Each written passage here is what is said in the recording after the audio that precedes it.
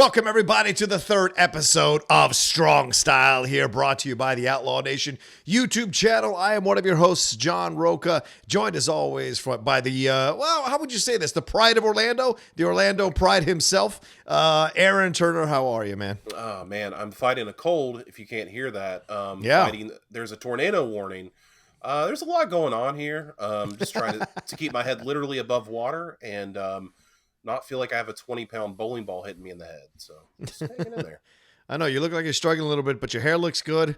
You got a cool ass monitor behind you. You got Stone Cold getting ready. Look at that. That's episode 3. Bret Hart versus Steve Austin submission match. WrestleMania 13. That's what we're talking about. And you got a Funko Pop, couple of Funko Bret Hart pops there. Of course, yeah. Gotta represent the Hitman, regular and of course limited edition as well. So you gotta rock Bret Hart. Nice, man. Nice. And shout out to you for designing that Strong Style thumbnail and logo that we have there, man. You did a great job with that, dude. Thank you so much. Thanks. It only took me like 7 years to figure out how to do something like that, but it is what it is. I'm still figuring that shit out, so, whatever. But I want to thank everybody who clicked on this to watch or to listen to us. We really appreciate it. The first 2 episodes went over like gangbusters with a lot of the fans, so we're hoping this one goes over with you all as well. We got a lot to talk about with this one, Aaron. I mean, this match, I don't, what do you, let's start off with that. Let's just start off with that. What is your memory of this match? Did you watch this thing live or did you watch it retroactively? When did you watch this match? Yeah, about this time, my dad would allow us to order one pay-per-view a year, and it was always like WrestleMania. That had to be the one. Right. About this time, I think WrestleMania 12 was the first time we did it, and had my buddies over and we watched it. Yeah. I just remember hating Stone Cold Steve Austin because I'm such a big Bret Hart mark. Okay. And I love Bret Hart. He's my favorite wrestler ever. And to see him just get constantly his ass whooped by Stone Cold Steve Austin and screwed by him over and over again made me so mad. And then when he beat him, I was like, oh yeah, that's my stuff. But as a kid, I didn't realize what was going on in this match. We'll talk about it later, but I didn't realize like what they were doing. So there's a lot going on in this match that a lot of people may not remember or recall.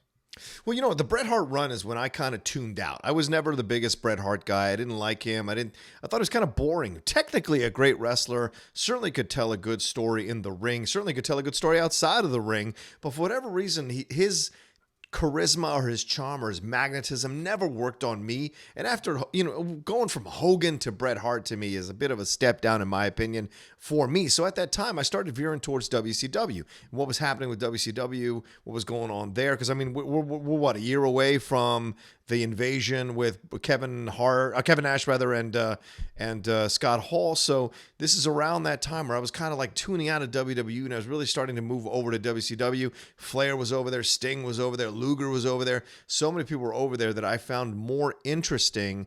I think Hogan had gone over by now, over there with Randy. So that was where my focus was at the time because I was still such a massive Hogan mark. And I was moving away from WWE because WWE, this was just as the WWE was turning into the Attitude Era. And they still had the characters and what have you that I just did not find interesting at all. And Bret was one. I mean, the pink and black, I just was never the thing. But I liked the Hart Foundation. That's the irony of it all. I liked when they first started out as heels.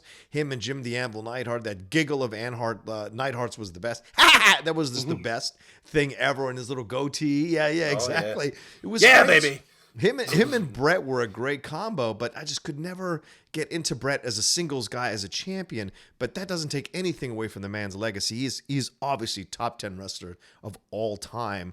And this is like an incredibly iconic match. And I saw it in retrospect later on when people had told me, you got to see this match. You got to see this match. I remember renting it and then watching it. And then because I don't remember the Austin, I only got into Austin after he'd already become Austin, Sure. So all that whole Austin 316, I had to catch up on all of that later on and then became a massive fan of the Attitude Era.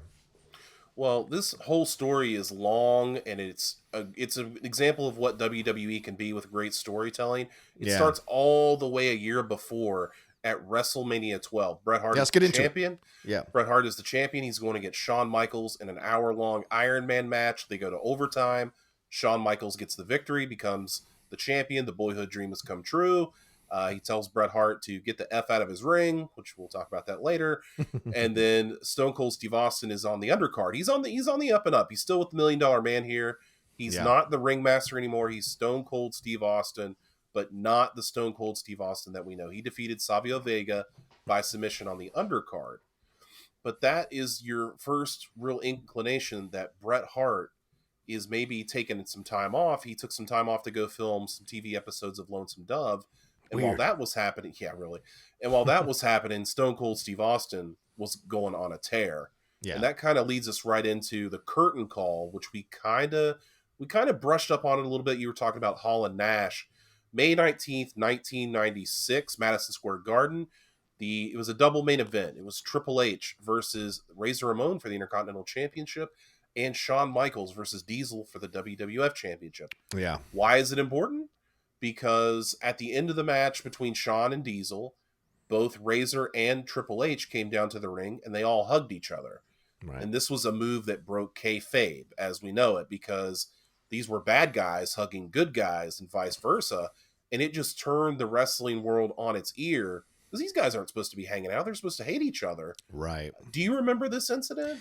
I remember this incident in retrospect, the click, right? And there's not even actual like in-ring footage of this happening. There's only footage from like way up top, looking down, and it's like that kind of like, you know, camera footage that you would find. And I don't know who took it. It's like the Zapruder film. I don't know who took this film, but like you see this thing and you're like, oh wow, this is like the first thing where it's purposeful. You know, when Iron Sheik got caught with Duggan, Hacksaw Jim Duggan, that was not purposeful, right? That was an accident. Right. The cops pulled them over and there were pictures. But this was right in an audience, in a ring. I don't know how much permission they had from Vince to do this. So there was a lot of controversy around this. I remember being a big deal. You know, that's the biggest faction that could have been. That's the biggest loss, right? It's like, what would it have been if it was Hall, Nash, Shawn Michaels, and Triple H and X-Pac? My God, can you imagine what that faction could have done, could have accomplished? And of course, separately, they were very legendary with DX and NWO. But if they'd come together, who knows how many roofs they'd have blown off of different arenas around the country and around the world. So, well, I can tell you that Vince did allow it to happen. Okay. Jim Cornette absolutely hated it, which doesn't surprise me at all. Yeah. Bruce Pritchard hated it. I think Jim Ross has gone on the record saying he was kind of indifferent towards it, but we're moving towards a different time. And as it goes, sometimes when you have Razor, who's leaving for WCW, you got Diesel, who's leaving for WCW, Shawn's the champion, somebody's got to get punished. And that leaves the one fall guy, which was Hunter Hearst Helmsley, or Triple H as we know him. Yeah. So about this time, we're coming up on the King of the Ring, 1996, and it's supposed to be Triple H's to win. Oh, wow. But we have a little bit of a shakeup here, because Stone Cold Steve Austin goes on to defeat Mark Marrow and Jake the Snake Roberts to become the King of the Ring in 1996 and essentially take Triple H's spot as the king. Right. And back then, it kind of granted you top billing against the WWF champion, but it's more memorable for what was said than what was done. Right. And that is the infamous Austin 316 promo that Austin let on Jake the Snake Roberts. It's one of the most iconic moments in wrestling history, if not the most iconic. Off the cuff, Stone Cold Steve Austin 316 says, "I just whipped your ass." Mm-hmm. And we were off to the races right there. Do you remember this? Yeah, this one I was shown by friends on VHS. I remember watching this promo because I was always a fan of great promos growing up, more so than maybe great matches. I was more into promos because of the showmanship aspect of it with professional wrestling. When I saw this promo, like everyone else, when you see it, you get it. Like, you get it. And the thing is, he doesn't hit it on the head. He doesn't draw attention to it. He just says it. And there's just a way he does it that you're like, oh man, this is genius. And then when you see the shirts that come afterwards, you're just like blown away by the brilliance of that situation. I will say, to a lesser degree, like, I can say a little bit of relatability. All the belts, all the records came up just randomly in a conversation, in a promo. I just said it randomly. It wasn't something I'd chosen out or thought about ahead of time for the Outlaw, and then it became my thing. And so it just sometimes can happen that way. I don't know how much thought Austin had. Maybe in that moment he said it and he knew as soon as he said said it or he thought of it in his head and said it. I don't know. Maybe you have knowledge on that. I don't know how much he planned that out, but certainly it was one of the most brilliant promos you'll ever see, and something that really kind of, I don't know, just becomes signature for that guy. Well, he's been on the record as saying that he didn't really know it was such a big thing until the next night when you go to the arena and there's all these Austin 316 signs. And the biggest selling piece of merchandise in WWF history is that Austin 316 t-shirt. It has sold more than DX, more than, John Cena, more than CM Punk. Austin 316, that simple skull with the smoking skull on the back, Austin 316 on the front. They made it 1 million times. They reprinted it 50 bajillion times. Yeah. If you have an original, it's worth quite a bit of money. But anyway, there's like rumors out there that Stone Cold made 100 million just on those t-shirts. Wow. So I mean, that's the rumor. I don't know if that's true. That sounds inflated to me, but I gotta figure that out for the Schmodown. There you go. By the way, if I sniff, cough, or something else, I'm sorry. Like I cannot help it. But you're doing great, man. I'm chugging along. Yeah, respect that. Stone Cold Steve Austin, as he's starting to tear through the WWF after winning this King of the Ring, he beats up on Mark Marrow, beats up on Jake Roberts again, Goldust, Ahmed Johnson. He's just going through him left and right. And he gets to the end of the line and he kind of says, hey, wait a second. There's one guy that's not around that I think I really need to prove myself against, and that's Bret the Hitman Hart. And at this time, Bret's still gone, not sure when he's going to come back. And Austin aligns himself with Brian Pillman, former friends, Hollywood Blondes and WCW, good friends in real life as well. Yeah. And Stone Cold cuts a promo that even I, as a Bret Hart fan, have to love when he says, if you put an S in front of Hitman, you have exactly what I think of Bret the Hitman Hart, which is just some comic genius. I don't know who came up with that, but I love that. And I mean, did you think that Bret was the right opponent for Steve at this point?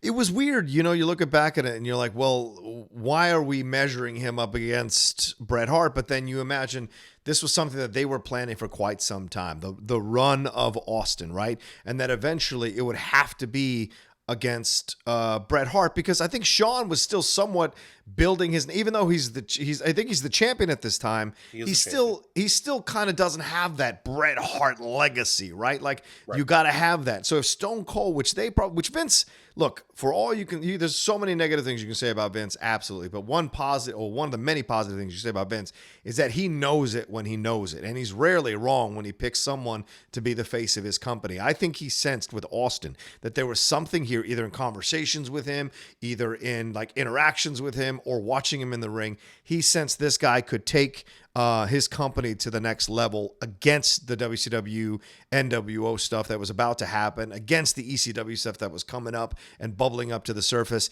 He sensed this could be a new direction for his company, maybe. And then as he put him through this run, he realized beating Shawn wouldn't put him over in the same way it would be beating Bret Hart, the legacy of Bret Hart. And so I think that's why he chose him. But it was an odd choice at the time, but makes all the sense in the world now in retrospect. Well, we go to Survivor Series 96 as Bret Hart does answer the challenge. I'm keeping it brief here because we may talk about it on a future episode. But basically what happens is Stone Cold keeps saying he's going to whoop Bret Hart's ass. Bret Hart comes back and he says, listen, it's at Madison Square Garden. It's not a church, but it's holy ground. And we'll see who kicks whose ass at Survivor Series. Great line from the Hitman. Not known for his promos, but Bret Hart really nailed it on that one. I love that line. And then Bret Hart does beat Stone Cold at Survivor Series with a roll-up. It's fine. It happens. I mean, do you really expect a returning Bret Hart to lose to an up-and-comer? Right. I don't think so. But that gets us to the Royal Rumble 1997, and Stone Cold Steve Austin goes on an absolute tear, eliminating people left and right till it's just him in the ring. Yeah. And he's sitting on the ring post. That's another infamous thing. He's sitting there checking his watch that he doesn't have. And then out comes Bret the Hitman Hart, and they go at it, man. What an iconic moment again. And we get down to the final 5 of the Royal Rumble. You've got Stone Cold Steve Austin, Bret Hart, Vader, The Undertaker, and Fake Diesel. Who's Fake Diesel, by the way? Oh, you don't know? You don't remember Fake Diesel? No, I don't remember Fake Diesel. Okay, so when Diesel and Razor, Scott Hall and Kevin Nash left, right? They kept the trademarks of those names And they did this storyline where Jim Ross was going to bring back Razor and Diesel, and everybody was all excited. Oh my God, they're coming back. And it Right. ended up being, I forget the guy that played Razor, but the guy that was Diesel was Glenn Jacobs, but you may know him Oh, better as Kane. yeah. Oh, So wow. yeah, so Kane early on here. But anyway, what happens is Bret Hart dumps Stone Cold Steve Austin. The refs don't see it, and Austin squeaks back in, dumps Undertaker and Vader, and Bret eliminates Diesel.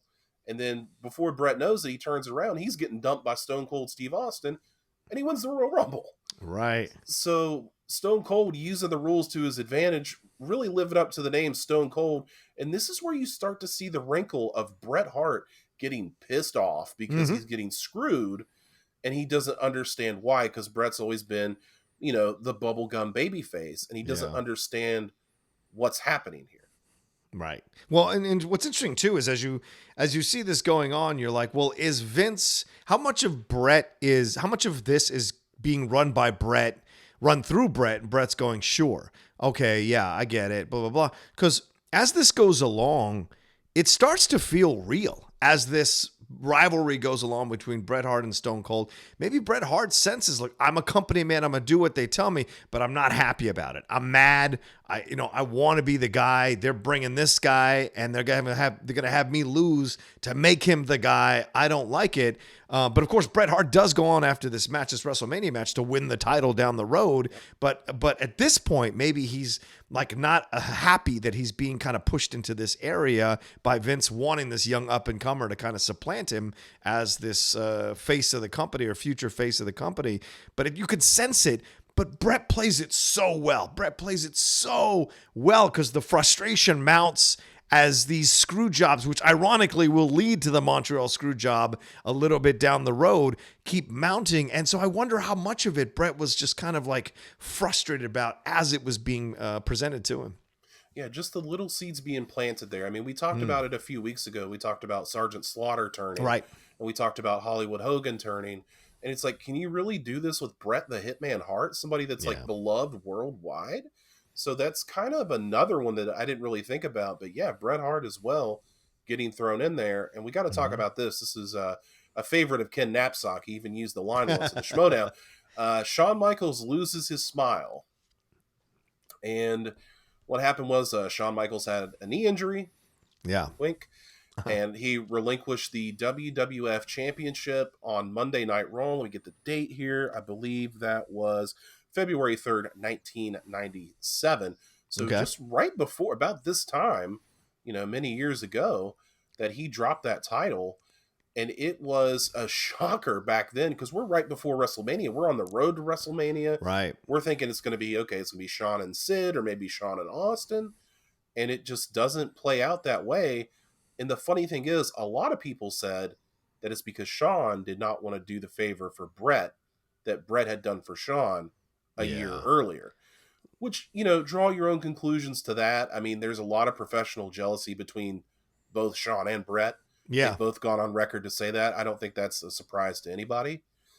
But it's very odd to be the top guy in the company, relinquish your belt, and then the next week you're doing backflips off the second rope Yeah. Right. with your bad knee injury that a doctor said you can't wrestle with your bad knee. So Yeah. kind of draw your own conclusions from that one. Well, it looks like Sean cut out your logo back there. It's no signal on your TV, so it looks Oh, like Sean great. cut that. It's like Sean cut that out. He didn't like what you were talking He about. didn't like that. Oh, it's He didn't okay. appreciate that. There we go. But no, you look at the situation and you wonder to yourself, look, Hogan has got cachet.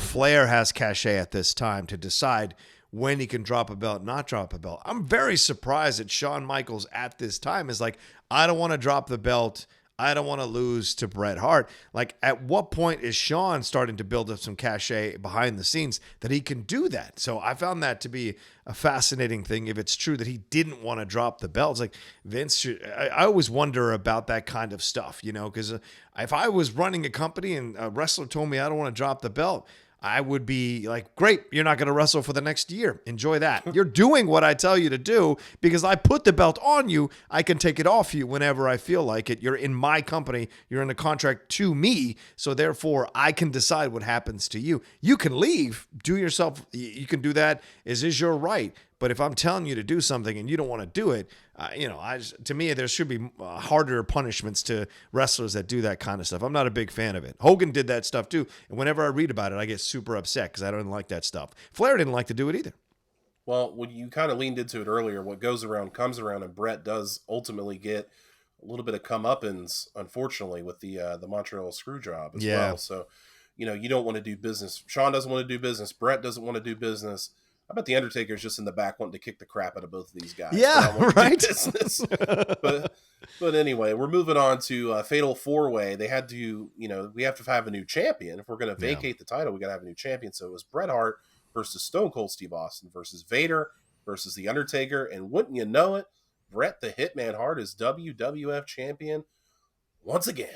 And he would go on to actually the next night on Raw, we have a returning Psycho Sid that was guaranteed a title shot at Shawn Michaels at WrestleMania. Well, Shawn Michaels now on the shelf. It would only be natural that Sid would get his title shot against Bret. But, Sid doesn't want to wait. Let's do it tonight. And here comes Stone Cold Steve Austin, that son of a bitch. Hits Bret Hart with a chair, and Sid gets the victory and becomes WWF champion. Takes it right out from under him. But what Stone Cold doesn't realize in that process, he's now got to face the Hitman. Right. And not only does he have to face an upset Bret Hart, it's now no DQ. Right. That's where it starts out, is no DQ. But now we've got Sid as the champion. We're going to lead towards Sid and Undertaker towards Mania. Boring. Yeah, exactly.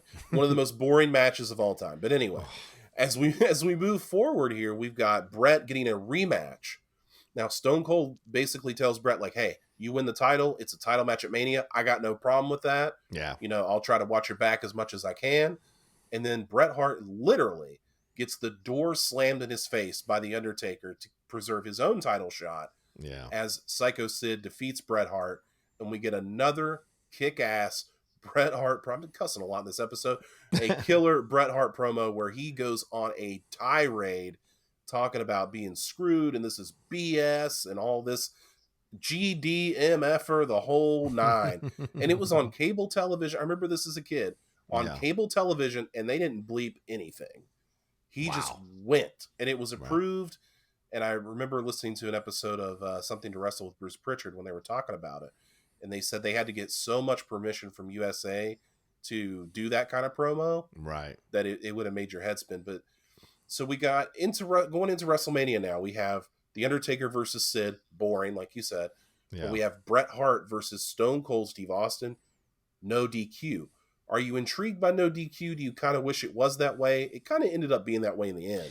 Yeah, it kind of was. I mean, as you're watching the match and seeing Vince, Jim, and Jerry calling it, they make it very plain, especially when Stone Cold brings in that chair, Bret Hart brings in the chair, that that's all legal, it's all fair, it's all so it was essentially a no DQ match in essence, and even though it was a submission match. But then Shamrock gets involved in this thing. Ken Shamrock, MMA pioneer, well, not pioneer maybe, but MMA legend certainly, Hall of Famer. Yeah, Hall of Famer, absolutely. Yeah, so Ken Shamrock gets involved as the special guest referee. They were able to get him for this match, and now it's a submission match, which fits because that's really Ken Shamrock's style, is a submission fighter. Right. But the funny thing is, leading up to this match, I don't know if you watched it like I did, but I watched it with Austin's commentary. Oh. And he was talking about how, he said, okay, well, it's a submission match now. And he goes, well, I don't have a submission hold. Right. So how am I going to make it believable to win this match? And they're just like, you'll figure it out. So, which is kind of funny, seeing how that goes. But let's go ahead and skip to the iconic WrestleMania 13, the match, the myth, the legend. Yeah. Austin is out first with the broken glass shattered. Oh my God. What an That's image. Iconic. Oh, right? You can't beat that. I don't think they ever did it again. I could be wrong, but man, that is perfection. Yep. And then you have Bret Hart coming out. That's right, on the graphic. Bret Hart coming out as only Bret Hart can. In the Austin commentary, he said he was sitting in the corner with his legs shaking, and when they hit that guitar riff, Austin said he had goosebumps all over because he's like, holy crap, I'm facing Bret the Hitman Hart at WrestleMania. Right. This is unbelievable. So it's kind of cool to hear Austin like still being a fan. Yeah. And then when they get into it, man, it goes fast and furious as Bret Hart and Stone Cold just go at it for the next little bit. I mean, we're talking ring bell to the face, chair shots, figure four on the on the ring post, bashing Stone Cold's leg, just everything going on. What did you think of the match overall? Well, ball shots on the rail, all of that going out into the audience, being flipped over actual concrete steps. I read the Bleacher Report oral history of this match, and they have quotes from Bret and Austin and a couple other people who were involved in all this whole thing. And Vince is the brainchild of this whole thing. Vince is the one that kind of figured out what he wanted to do with these two guys and made it happen. Shawn Michaels' injury, of course, cleared the way for this to happen. But they said, Shamrock said that these two guys had a conversation with themselves before the match, and they apologized to each other ahead of the match because he knew they were going to have to really hit each other like a Chicago street fight, because it was in Chicago. They had to appeal to the fans, and so they really went at each other. And so some of the stuff you see, yes, they're taking care of each other as wrestlers, especially when you see Stone Cold do that clothesline off of Bret Hart, clothesline Bret Hart off that guardrail. He holds Hart on the way to the ground to make sure Hart doesn't actually hit himself or injure himself. That's part of the game. Or break his arm, right? That's part of the game. But Bret Hart flips Austin over his back onto the concrete steps, and Austin uses that railing when he's with the fans. So you see that these guys understood what was going to happen, and Austin had questions about that finish. He said to Vince, "Are you sure this is going to work?" Me not quitting and just passing out, and Vince said, "Trust me, it's going to work." And when you're watching this match, it is not a boring match by any stretch of the imagination. And it's about a 30-minute match, a little bit under 30 minutes. And there's a lot of swings back and forth and a lot of brutality, but also some damn good wrestling. This isn't like big spot after big spot after big spot. This is methodical. It is torturous. It is painful to watch at times. And it is a brutal, brutal match performed by two exceptional wrestlers, one nearing his prime, one having sat at his prime for quite some time. And it is honestly one of those rare matches that you can go back to and watch over and over again and just thoroughly enjoy. You can put it on as background noise. It's so damn good. And it's always whenever I watch this match, I'm just like, this is one of those rare times when two people come together and bring out the best in each other. I would definitely recommend, if you can get a hold of that. I mean, you can DM me for the link if you want, but if you get a chance to watch that one with Austin commentary, you should definitely do that. I'll totally watch it. Yeah. He talks about 3 weeks before the match, he stopped drinking beer because he respected. I know that sounds like kind of silly, but he respected Bret Hart so much that he wanted to be in tip-top shape for the match. And not only that, he talks about the little nuances. He talks about how when he grabbed the cable on the floor, he didn't want to wrap it around Bret Hart's neck once. He wanted to do it 3 times so you could actually see him crank it on his neck. And I was like, man, that's really smart to do that. Right. And then he talks about how they did the blood and how it was like just the right amount of blood, and how Stone Cold like screwed up a couple times in the match because he kept wiping the blood off. And he's like, you're not supposed to do that. He's like, it was a rookie move. I shouldn't have done it, but it ended up being okay. And he's like, there's a few times in the match where I screwed up so bad, and Bret was there to just right on point, just to help me over. And it's just really cool to hear two colleagues, like that's amazing, man. Mm-hmm. Like to hear those two talk about it. Well, I think that's why the match worked so well, Aaron. They understood what needed to happen in this match. And Bret, if he had to take care of Stone Cold, he was going to take care of him because Bret's from the Stu Hart dungeon. These guys, this is a legacy. This is a legendary family. And so they understand that the product is what's important, not the egos necessarily. So if I have to help Stone Cold in a couple of spots, I've been there too as Bret Hart. When I was coming up, why wouldn't I help this guy in certain spots to make sure the overall match is legendary? And it is, because of that reason.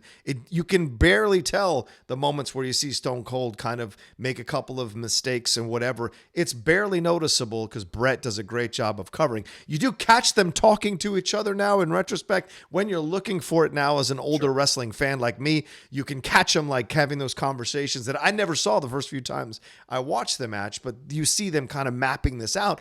And it's both of them said in that oral history that they just told the story in the ring between each other, and that is incredible. And thank God Shamrock doesn't get too involved in it until the end. I feel like Shamrock kind of overdid it in certain moments when you look at the match now in retrospect. Say a word to me, Austin. Say something. It's just so overdone. But once again, Shamrock's a rookie in the world of professional wrestling at this time. So, and he's wearing way too tight clothes, way too. I remember those days of ultra spandex, and so it was it was way too damn close, way too damn.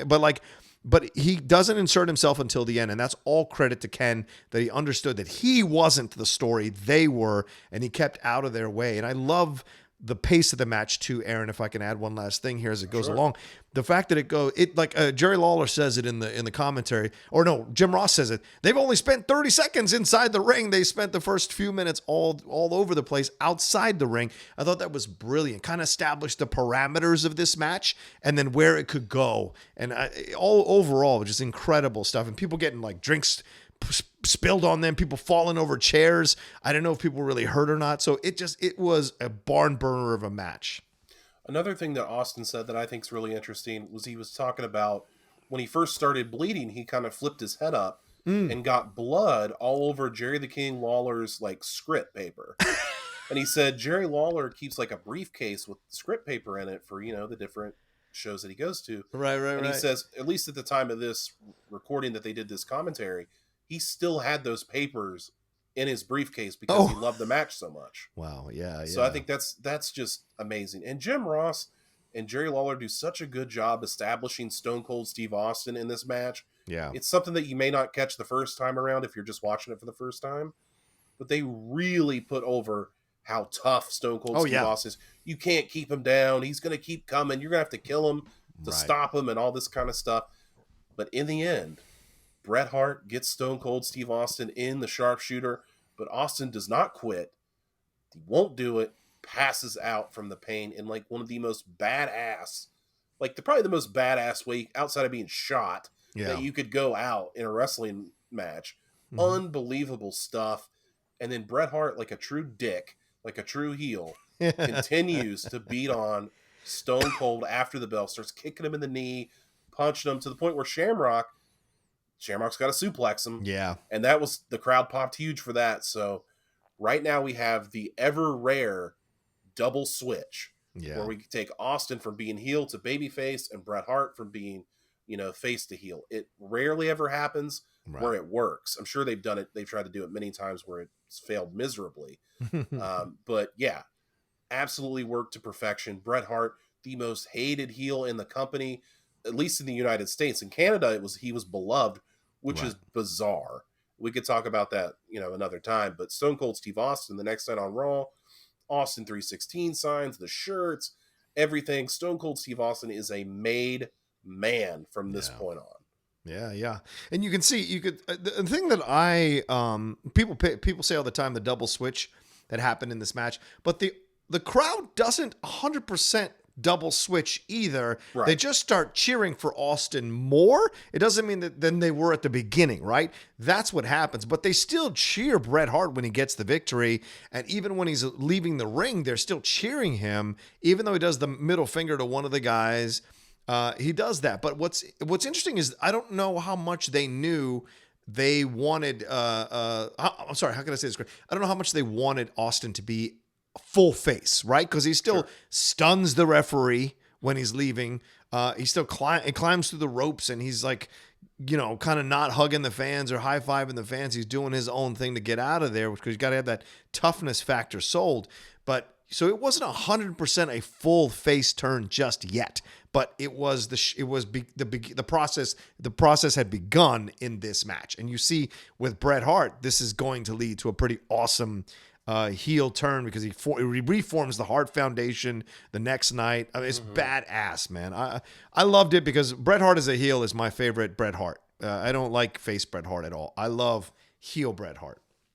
And this, I'm sorry to our Pittsburgh listeners, but Bret Hart drops a line on the city of Pittsburgh that I don't think they're over yet, where he says, if you were to give the United States of America an enema, you would stick the hose right here in Pittsburgh, Pennsylvania, which is the greatest effing thing I've ever heard in my life. Like, that is so, especially to all my friends that are Steelers fans. eat that one. But anyway, anyway, so it's a big year for Bret Hart and Stone Cold Steve Austin, obviously rolling off of this. Stone Cold Steve Austin goes on to win the Intercontinental Championship at SummerSlam against Owen Hart with that infamous broken neck tombstone. I'm kind of glazing over it here because I'm sure we'll talk about it later. Yeah. And then Bret Hart wins the WWF Championship again at SummerSlam when he beats The Undertaker thanks to some Shawn Michaels interference. And then we move on to Survivor Series. Montreal Screwjob. Bret Hart is removed as champion. He goes to WCW. And a year later, WrestleMania 14, Stone Cold Steve Austin versus Shawn Michaels. Austin gets the win and becomes WWF champion and officially ushers in the Attitude Era. Yeah. A lot of people think the Attitude Era started with the Montreal Screwjob. I'll give you that if you want to start it there. I think it started when they changed belts because Austin had the Winged Eagle, the classic Hulk Hogan belt, and they changed it to what some belt nerds refer to as the Big Eagle. So once it changed to the Big Eagle, I think that's when we were full-blown Attitude Era. And it's not like these guys like just, like, oh, well, that was nice. We never heard from them again. No, of course, they both went on to have legendary careers. Bret Hart's was cut just a little bit short by that jerk-off Bill Goldberg. And Stone Cold Steve Austin had some neck problems, but did finish out his career at WrestleMania 19 against The Rock in a third of their epic matches. So Bret Hart inducted in the Hall of Fame in 2006 and 2019. And, of course, Austin in 2009. Yeah. So, everything aside, let's talk about how important this match was to the career of not necessarily even just Stone Cold, but to both guys. Well, three guys. I would say Shamrock is another one. Shamrock, I didn't even talk about Shamrock. Thank you for bringing that up. I mean, first of all, Vince brings Shamrock in because MMA is on a rise at that time, is like becoming a thing that people are paying attention to, and these guys are becoming names that people are knowing in the pop culture. Ken Shamrock, he brings in three other MMA guys to be a part of the WWE quickly after that, and they Severin. Dan Severin, all those guys, Steve Blackman, they all lay claim to a little bit of the audience, and they all become names in the WWE. But Shamrock is arguably the most famous of them all because of his ability to transfer his entertainment ability into the pro wrestling ring a little bit better. Severin's more of a quiet beast. Blackman certainly was like an attention-getting guy for his look and for his movements and the beard he had, but it was Ken Shamrock that combined both. Such a great intro with that song of his, and then his all that kind of stuff was so great. And he played face and heel really well, Shamrock. So you could argue that he's the best of them to come through. But he said, that's the night that I was born, suplexing Bret Hart. And you can see when he suplexes Bret Hart, the crowd goes insane. Yeah. And that's the making of, or the beginning of the makings of Ken Shamrock. Well, it's Ken Shamrock that really paves the way for a Ronda Rousey, even. Yeah, because, right. Like can or an even MMA Lesnar. person, even Brock in some ways. Yes, absolutely. Ken Shamrock is a former Intercontinental Champion, European Champion, Tag Team Champion, has all the benefits or all the credentials, of being a Hall of Famer. I think he should be a Hall of Famer. I can't believe that he's not. Yeah. He really has earned that, I think. And I've always said this, between my, close-knit wrestling friends, that if there was no Austin, there was no Rock, Ken Shamrock would have been a hell of a WWF champion. True. And I think they could have rode Ken Shamrock to a lot of good stuff. His matches with The Rock, oh man. Some of those chair shots that The Rock threw on him in that one. Whew. But Ken Shamrock was a good utility player for a while. Yeah. But you brought that up, and I thought for a second you were talking about Vince McMahon, and it really is the coming out party of the Mr. McMahon character as well, because that's established in Montreal, and then by WrestleMania 14, Austin's, stunning McMahon, and we got Mike Tyson in there. And it's just, man, we are off to the races with the Monday Night Wars.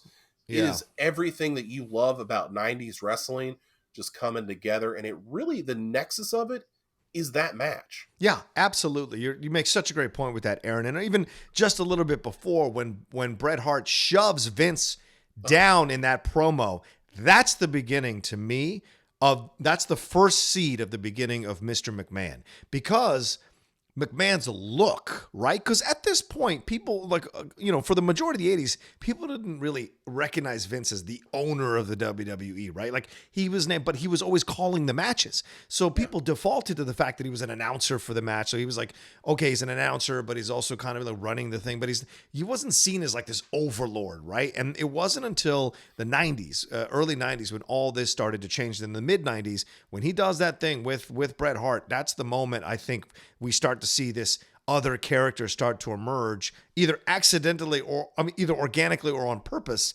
start to emerge from this situation. And then we get full-blown the corporation, full-blown Vince McMahon and Shane and all of that. I mean, Vince's look on his face when he's outside the ring, that's a CEO looking at an employee who is going past the line with him in front of people. Right. And that's kind of the beginning to me of the Vince McMahon character, solidified here and then going forward later in the Montreal Screwjob, as you just said. Frustrated isn't the damn word for it. Oh, God, I love it, dude. I love that promo so much. It's a great so promo, good. dude. Yeah. But yeah, Vince McMahon, I mean, always known it. He got punked by Bret Hart more than once. Oh, yeah. I bet Vince McMahon is so salty over that. That's why it took 20 years for Bret Hart to come back, because fool me once, shame on me. Fool me twice, holy crap. Like, yeah, there's not many people that can punk Vince McMahon more than once. And Ultimate Warrior is one, Bret Hart's another. But yeah, it's just, it goes to show you, man. Did Warrior punch him too? No, he didn't punch him. He just, I'm saying punked, but I think it's coming across as punch. But yeah, Ultimate Warrior did hold him up for some money. That's why he got fired the first time. So that's for sure. Yeah. It's like, man, come on. But how many people can put their hands on Vince, bro? Like that's like maybe on one hand you can count, and I'll take away 3 of those fingers. Like, I mean, for him to punch McMahon, and there's footage of him punching or the aftermath of him punching McMahon after the Montreal Screwjob. That was insane. No one would ever do that nowadays, except maybe Lesnar. Maybe. Yeah. Brock would probably throw a truck at him, but anyway. Yeah, it's like, I actually watched Wrestling with Shadows, that documentary today. Oh, yeah. And there are varying reports of what happened there. I'm not here to dispute that, but if you think that the Montreal Screwjob was a work, no. Yeah. It ain't a work. That was true emotion there, and it's just, it's really heartbreaking to see, because Bret Hart was so loyal, but he also, I'm not one of these people that think that Bret Hart was in the right. He 100% was not. Right. You're out there to do a job, and if you don't want to lose in Canada, that's a stupid reason to not want to drop a title. I'm sure The Undertaker would have done it. I keep bringing up The Undertaker because he's the locker room leader, even at this time.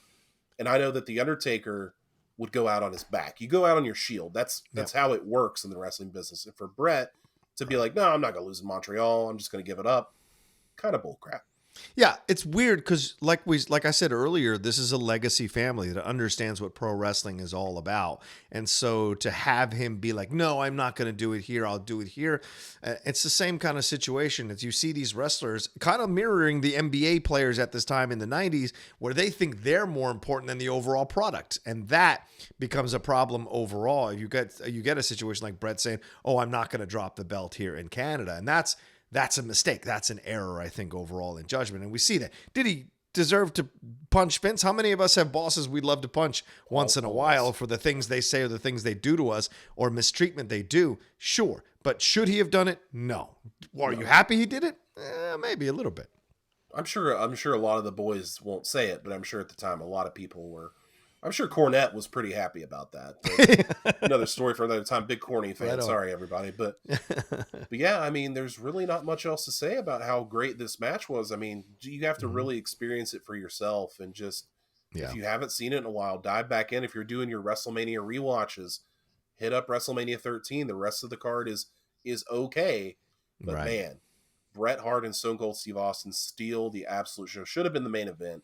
Yeah, I understand why it wasn't, but huge match, and it really is the second jumping off point for Stone Cold Steve Austin. Yeah, and there are moves in this match that weren't really commonplace up to that point. I mean, the figure 4 leg lock off the steel post, that wasn't done. That just wasn't done. And to see it happening this early, once again, Aaron, as we said, you see the beginnings of the Attitude Era in this match coming. You see what's coming. And these little moments that happen throughout the match, you're just like, yeah, this feels so familiar to what's about to come. And you see it happening here. For the record, Austin said that figure 4 in the post didn't hurt. I don't believe him. Yeah. That it looks brutal to have all that weight on your leg. And that was a Bret Hart move. He invented that move. So not surprised there. Right. But okay, so you and I were talking about next week's show. Yeah. And we were kind of going back and forth on one. You said, hey man, here's an idea. Let's do something in regards to the Fast and the Furious 9, the new trailer that came out, Fast 9 or whatever it's called. Yeah. And I was like, all right, well, what about John Cena versus The Rock? And you were like, brilliant. Thank you for calling me brilliant. But it's, yeah, so next week, John Cena versus The Rock, once in a lifetime from WrestleMania 28, which turns into twice in a lifetime. Right. But we're only going to talk about WrestleMania 28 because that's the only one that really matters. Yeah, and this one's going to be interesting to cover, Aaron, because we're probably going to spend the first half an hour on just their promos alone before we even get to the match. Because both of these guys in their promos were some of the best, most real promos, shoot promos almost to an extent that you've ever seen between two guys. And I've never seen anyone get the best of The Rock promo-wise until Cena did for this build-up. And whatever your feelings are about Cena, he did at times get the best of The Rock in these promos, and that was shocking to see for a guy who's a massive Rock stan. It was incredible to see that. But let me ask you something about Stone Cold before we wrap up here, and I know we got to get going in just a second, but what's your overall feeling about Stone Cold's legacy, man? Is he the top person ever in the WWE, or is it still Hogan? Is it Cena? Or even The Rock? Like, I do put Stone Cold just above The Rock because, like you said, he made $1 million off those shirts. People just have a natural affinity. Plus, you know, professional wrestling, it really finds its bones in the red states, and Stone Cold appeals to the red states. Of course, across all spectrums, but he does really find his base in the red states. So I wonder if Stone Cold, in the end, when it's all said and done, was the number one guy ever. I think it's hard to argue number ones overall because there's so many different dynamics that make up a wrestler. But for the sake of conversation, I'm going to go with John Cena. And I know a lot of people are going, well, John Cena? Yeah, like you just did. But it's like John Cena was on top for 15 years. Right. John Cena never took a day off. John Cena was at every live event, every house show. The dude granted the most Make-A-Wishes in history. True. Very true. John Cena should be sainted. Like, he seriously... I'm not taking anything away from Stone Cold Steve Austin. That doesn't tarnish Stone Cold. It's a 1A, 1B, 1C conversation. But to me, John Cena is a type of guy that everybody can get behind. Yeah, you see, if you were to show random people on the street, like a picture of Stone Cold Steve Austin, 10 out of 10, they'll probably get it every time. Yeah. 10, maybe 8 out of 10 will get Cena, maybe 10 out of 10. I don't know. But for me, the overall package, maybe not the best wrestler, great promo, great in-ring guy, merchandise seller, leader in the locker room. He's the total package. He never walked away. He never took his ball and went home. That's something that we didn't really bring up about Stone Cold. He did quit for a minute. There's no abuse allegations on John Cena. We'll just we'll leave that there. And I just the overall package to me is John Cena, but it is overall for debate. I think you have to throw in Ric Flair, of course, and I think Bret Hart is in there. I think Shawn Michaels is in there. I think Chris Jericho has earned his place in there. I think that's a fair point. It's just, it depends on what conversation you want to have. Yeah. But for this purpose, I'll say John Cena. Yeah, Jericho said this is his match, his favorite match, the WrestleMania 13. It's his favorite match ever. And, when I do my countdown of top 10 WrestleMania matches, sometimes I don't put this one as high as I probably should. And I think doing the show with you and doing the preparation for this show and rewatching the match, I might have to have a rethink and put this in the top 3, top 5 WrestleMania matches ever. I don't think nothing's ever going to beat for me Savage and Steamboat. That's still my number one match, bar none, from WrestleMania 3. We'll get to that. Yeah, we will eventually. But this WrestleMania 13 match, maybe because of this program, has maybe climbed up into my top 3.